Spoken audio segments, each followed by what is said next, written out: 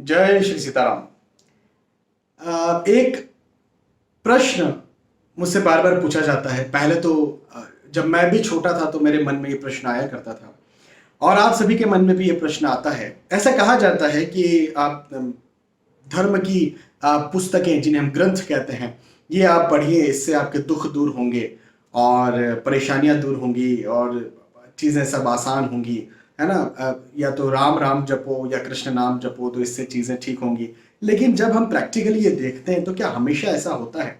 कई बार होता है, कई बार मैंने खुद ने पाया है ये, लेकिन 100% ऐसा होता है ये बात तो बिल्कुल नहीं है। तो फिर एग्जैक्टली इसका मतलब क्या निकलता है और मैं ये कहना क्या चाह रहा हूँ? होता है, नहीं होता है, क्या मैं क्या कहना चाह रहा हूँ? तो ये विस्तार से मैं आपको समझाता हूँ, अपने मन की बात, अपने दिल की बात, और जो मैंने पाया है वो आपके साथ शेयर करता हूँ। देखिए, श्री रामचरितमानस की एक एक कुछ पंक्तियां हैं, मैं आपके सामने रखता हूँ उन्हें। वो है, सपने होय भिखारी नृप, रंग नागपति होय, जागे लाभ न हानि कछु, तिमी प्रपंच जिए जोय।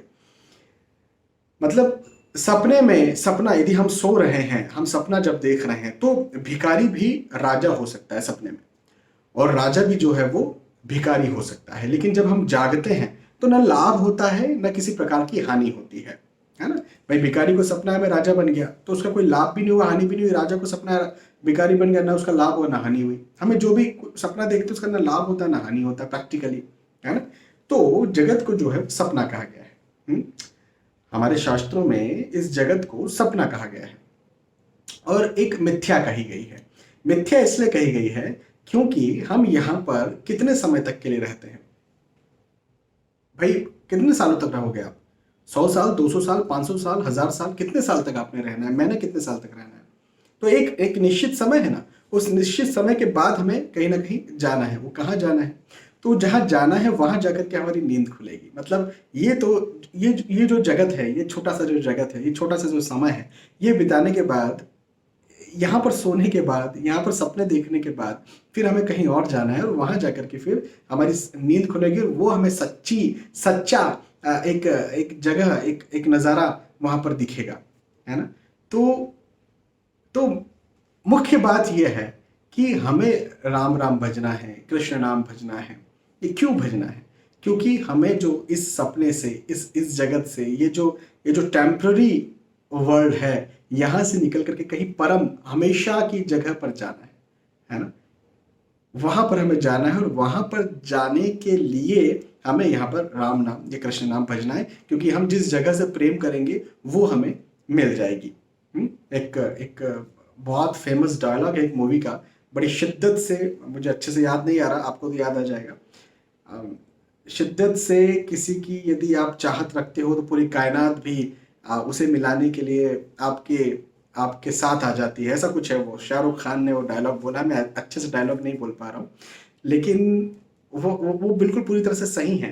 कहाँ सही है? वो आध्यात्मिकता में सही है, आध्यात्मिक जगत में सही है। यदि आपने आध्यात्मिक जगत को लेकर के पूरी तरह से या अपनी इच्छा बना ली है, अपना अपना मन बना लिया, अपना प्रण बना लिया है, तो निसंदेह पूरी कायनात आपको नहीं रोक सकती यदि परमात्मा से आपने प्रेम कर लिया तो।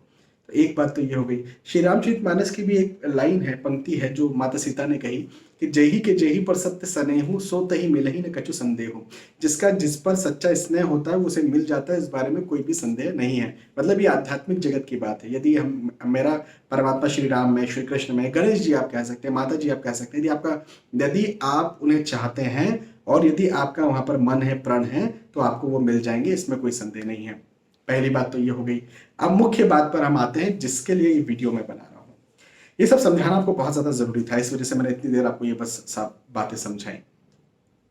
तो क्या होता है कि यहाँ पर आप यदि परमात्मा को भजते भी हैं तो हो सकता है कि यहाँ की जो तकलीफें हैं वो फुलफिल ना हो भौतिकता में, लेकिन हम यहाँ पर जो जी रहे हैं ये पूरा साइकोलॉजी है। भाई मेरी एक बात का आप जवाब दीजिए, हम लोग ये जो जी रहे हैं, कोई एक शराबी है ना, वो शराबी नाले में पड़ा हुआ है और बड़े गाने गा रहा है, बड़े गाने गा रहा है, बड़ा खुश है। और एक व्यक्ति है जो डल्लब के गद्दों पर सोया हुआ है और वो फांसी लगाने की सोच रहा है। ऐसे केस हमारे पास बहुत सारे हैं, है ना। सुशांत सिंह की बात करता हूँ मैं, है ना। उनके पास क्या कमी थी, है ना, लेकिन फिर भी साइकोलॉजिकली वो संतुष्ट नहीं थे और उस वजह से उनके साथ ये हादसा हुआ। या फिर हम उस शराबी की बात करें जो जिसके पास प्रैक्टिकली तो कुछ नहीं है लेकिन वो बड़ा खुश है।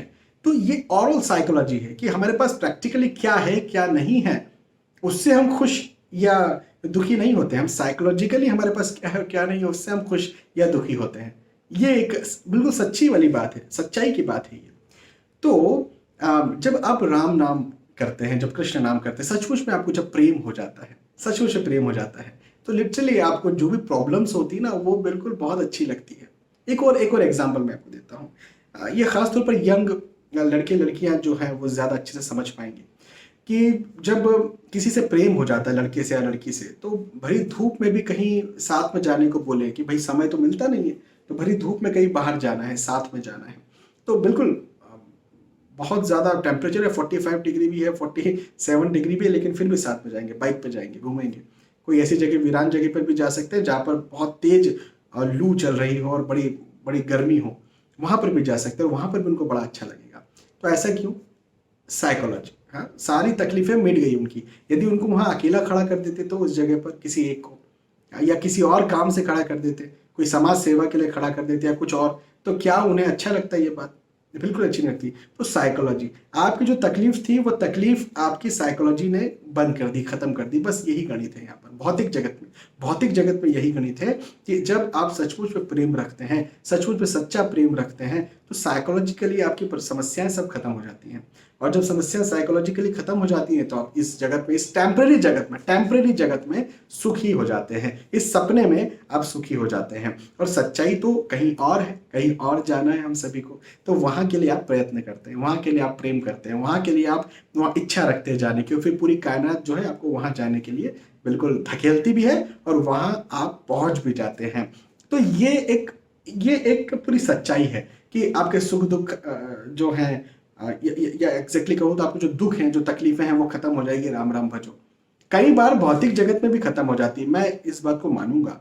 कई लोग चैंट करते हैं और भौतिकता में भी उन्हें बहुत अच्छे रिजल्ट्स देखने को मिलते हैं।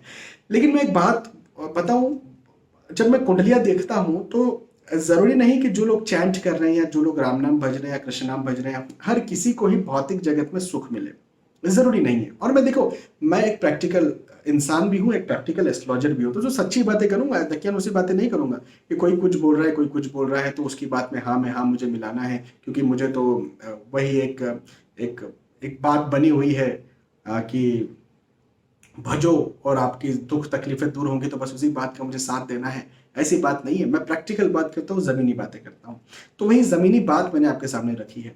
तो निसंदेह हम सभी को कृष्ण नाम, राम नाम, शिव नाम, माता नाम से प्रेम रखना चाहिए। और सच्चा प्रेम जब हो जाएगा, सच्चा उनमें विश्वास जब हो जाएगा, तो इस टेम्पररी वर्ल्ड में, इस टेम्पररी जगत में हम जो है सुखी हो जाएंगे।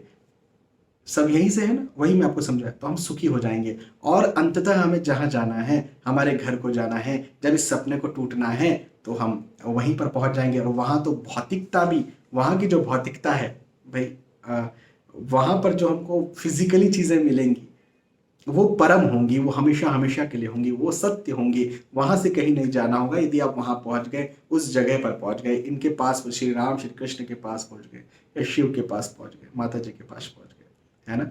तो ये, इस बात को आप ध्यान रखें, तो आप अंधविश्वास में नहीं पड़ेंगे और पूरी तरह से आप जो है सच्चा प्रेम कर पाएंगे भगवत नाम से।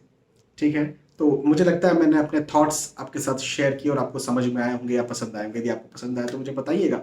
और यदि आपको लगा है कि थोड़ा कॉम्प्लिकेटेड सब्जेक्ट था, समझ नहीं आया, देखिए इस प्रकार के सब्जेक्ट कॉम्प्लिकेटेड होते हैं, है ना। बड़े बड़े महान ऋषि मुनि जो हैं इन सब्जेक्ट्स को समझाते हैं। मैं तो यदि आध्यात्मिकता की बात करें तो मैं तो भाई अज्ञानी व्यक्ति हूँ। मेरे पास बहुत ज़्यादा ज्ञान नहीं है, लेकिन थोड़ा बहुत जो भी ज्ञान है वो समझाने की कोशिश करता हूँ आध्यात्मिकता में। तो आपको यदि समझ में आया है तो बहुत अच्छी बात है ना।